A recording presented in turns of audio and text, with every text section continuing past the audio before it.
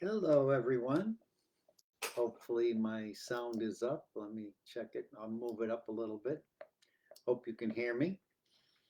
Once again, it's Charlie Riverman here on Humanity Healing on Monday afternoon at 222, as close as I can get it.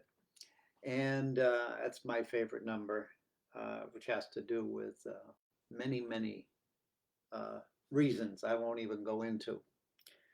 However, it's a joy to be here at the beginning of the week rather than the end of the week.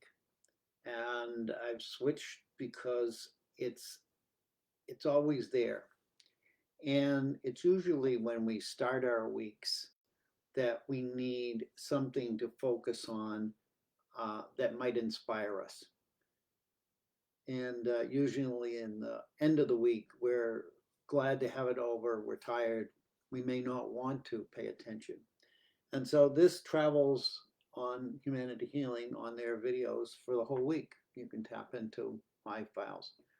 Um, I've been blessed, and thank you for Humanity Healing in my life and the opportunity to speak on this and share what comes from my heart as well as from my brain, my mind that was totally reconnected to a higher source after a near-death experience. So for most of you, you know my story. I've been talking 2 years or so here, um, but there may be new people. And the reality, I'm seeking new people is because this is what's happening. We're all becoming new people. Today's topic is living in strangeness.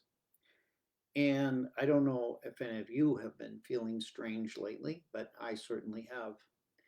And when my mind starts to try to categorize or search for what is the reason, what is the cause of this disturbance or this undercurrent that I don't understand what it is. It's almost electromagnetic. It happens and there's no physical or medical reason for it. And we could say, well, I'm tired, or I'm sad or depressed. Or we could go through all of these human causes. But what I'm looking at now is something completely different. It has to do with basically our whole electromagnetic structure. And that's another whole story. I'm not going to go into that. So I call this today's talk of living in strangeness. Now, we know that over the past 20 years, we have been subjected to a lot of different energies that are said to be safe. And yet there are as many people who are saying it's not safe rather than safe. Who do we believe? What do we take for granted? What do we allow ourselves to put into our body? This comes back to our sovereign self of deciding that I'm no longer going to drink milk. I don't know why I don't want to drink milk. I don't drink milk. I'm not banning milk. I'm not arguing about it. But for me, it doesn't seem to work for me. When I was a little child, oh, milk was great. So as we age, we get older, we become more alert of the world around us, the cost and destruction that's caused by certain things like plastics and pollution in the waters that these corporations have just untied, have done over years, um, have destroyed a lot of what we need to live here on planet Earth. That's the negative side. But living in strangeness is what we do. We live in this strangeness. So years ago, um, well, I'm going to back up. I'm just going to start with this morning. This morning, I was trying to get out of bed and wake up, and I said, I don't want to. I want to stay in bed. And I don't usually do that. And yet I kept saying, no. And I said, okay, so Charlie, stay in bed. And I did. And I just got up a little while ago. And it doesn't matter where we are, what day it is, what the time is. What was the problem was I didn't want to participate in life today. Makes it, oh my goodness. No, it's not, oh my goodness. I honestly felt that. I was perfectly content. I didn't need anything. And I just realized I don't want to get up and be in that world today. So I laid there and I says, okay, why? And the why was a list of things, a list of things that came up. Many of them were things that I had never not thought about in a long time. So it was a reminiscing of where I am. And many of us have that. We go back in our memories and remember when we did this or what was sad or whatever. So most of us have had years of feelings, good, bad, shocking. We can categorize them as anything, positive, negative. And those feelings were strange.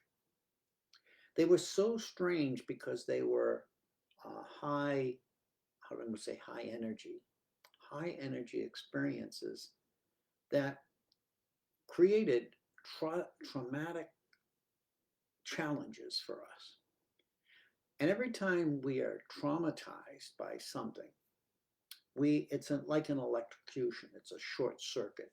And I'm going to use these terms because strangeness, the word strangeness is in the physics about electromagnetics. As a whole, I don't understand it. That's not my path. But that's what strangeness is, a strangeness. It's a quantum effect. Now that now becomes a word in our popular speech, quantum this, quantum that. It's not that we didn't understand it before. We understood it before, but now we're working with it. Now we're actually putting it to use or using it in a way that might be very harmful for ourselves, and we're not consciously aware, but we're so fascinated with all that we can do with it, we're just running helter-skelter down the street, trying to convince everybody that this is good for you, this is good for you. We've heard that story. And we found out that it wasn't good for us. And those of us who believed what we were told were guided and with trust. We were told to trust, and yet the trust was broken. The damage was done. And we are still in the sort of wave of recovery from that. And I'm not mentioning what it is or anything. It doesn't matter. Anything that put you in a place where you were traumatically challenged, triggered that energy in you into your system of electromagnetism or whatever it is, and short-circuited a bunch of things. In my own case, the short circuits, I didn't have any illness, but my system has been short-circuited. Okay, there are a lot of things that I don't do anymore that I did.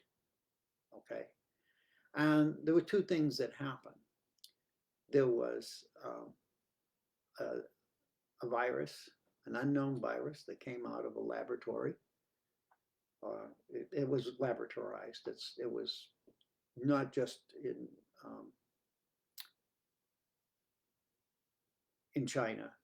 It was worked on all over the world for years before it appeared. And that's a truth that can be found. There's also another thing with what we call our internet stuff that was up to 5G. and now it's going to 7G, 9G, whatever. They're increasing the power of that into the atmosphere. And I'm not an expert on any of this. But when I look at that and I look at what's happening, I realize that there's a correlation. And that correlation is really something that we need to pay attention to. On that, when we go through these traumatic periods, okay, every time at the end, we're a little weaker than we were before. So the key is we are living in strangeness right now. We have never lived in this field as it is presented to us now. And we have to be aware of that. I'm not saying it's good. I'm not saying it's bad. It has its benefits.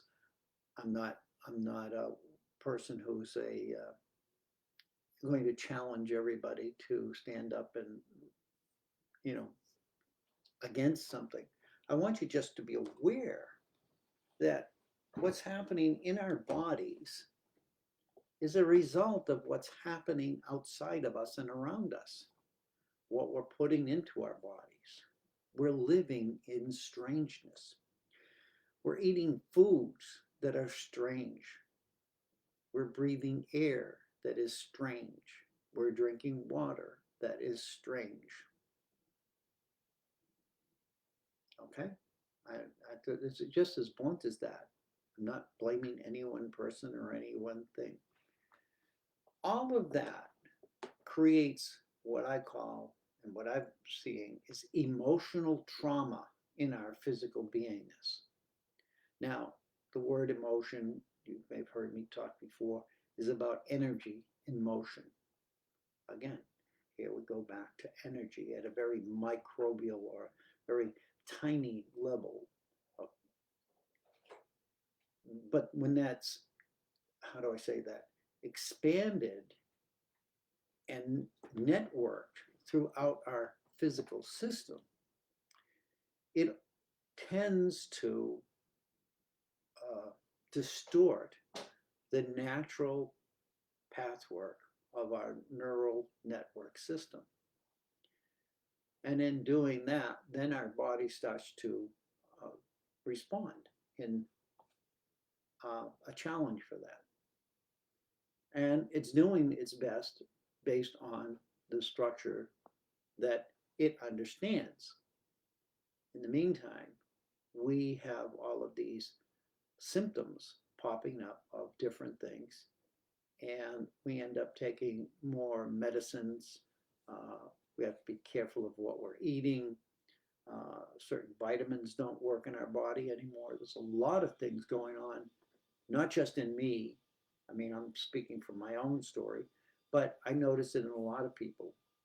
And the reality of all of this is for us to wake up and realize that we have to come out of that emotional trauma.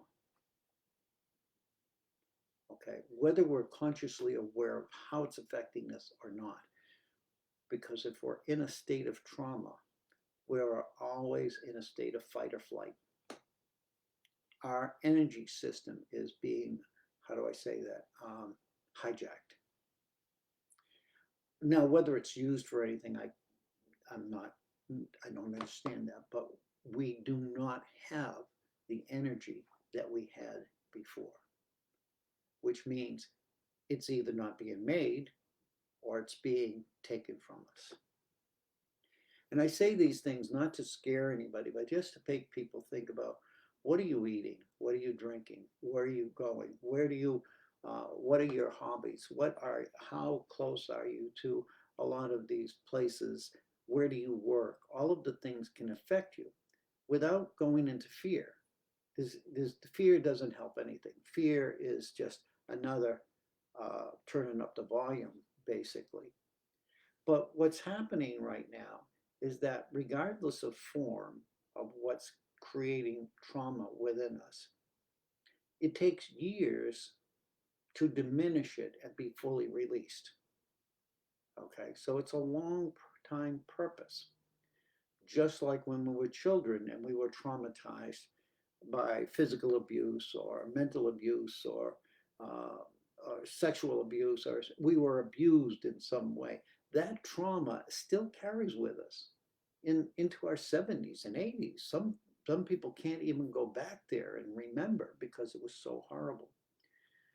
So the same effect is happening with a different frequency. Okay, and I'm just going to look at it as frequencies.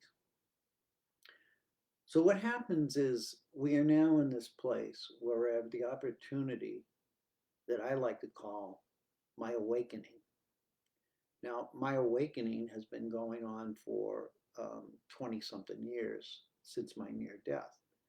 And yet, there's no end to it. It changes because once we begin to work on ourselves and come to a place of understanding, the next door is opened or the next path shows up and you move into that. And in that moment, you have trauma coming back up again because now this new energy is healing us. It's not there just to damage us, it's there to clear and clean what is no longer in our highest or best interest. And damn it, it's uncomfortable. We all know what uncomfortable it is. So the key that I want to talk about is living in strangeness, is know that what's happening in the world is strangeness. It's strangeness to the human. It was not designed to be this way. All right. All the potential and all of that was always there. And it all worked in a certain rhythm and a certain pattern. But now that we've changed the pattern, we've got satellites surrounding the planet. We've got radar screens and things that they send into under the water that are driving the animals crazy. That's, all of these things that are happening. And sure, it's not happening to them in their quiet little neighborhood, or so they don't think it's happening to them, because they're so interested in the newness of it, the power of it. And so are we when it's something that we can benefit from, but we're not benefiting. It's costing us more money. It's costing us our lives. It's costing our children's future. So, what we need to address is clarity. In our awakening, could it be simply clarity? So I wrote, we are all awakening now to something that was always here but unreachable, distant, or vague. So for me, these are my words that I wrote earlier. For me, it is a strangeness that has become my comforter lately, living from one synchronous moment to the next, each building upon the other. So rather than looking at everything in a negative way, we flip the page and look at, okay, how can I see this positively? Well, one of the keys is awareness. We become aware of something more. We can all say, do I really need to know this? Some things, no. Some things, yes, we do. Because we need to be cautious, we need to be careful what we're doing to this physical vehicle we call the body. And we need to know that what we're doing with this is positive. It has a positive effect rather than a negative effect. So my story today is really not to scare anybody. It's to try to just make people more alert of everything that's going on around them is happening. It's not going to stop because it's fed by corporations and governments, and they rule the world, and that's the truth, and that's not going to change in any time. But what happens is when we try to seek our own power in ourselves, our sovereignty, it isn't about taking over somebody else. It's about knowing in our own body that, hey, there's something I need to do and to go do it. And it's a challenge. If any point in time in the history of humanity, I think we're being challenged the greatest point. And people and organizations like Humanity Healing and Good of the Whole and all of these wonderful organizations that try to bring up the positive and the gift of what can help you and how many different ways, and these brilliant teachers that we have today, listen to them. I know most of them are expensive. We can't take all their classes, but you can understand, try to understand what they're teaching us.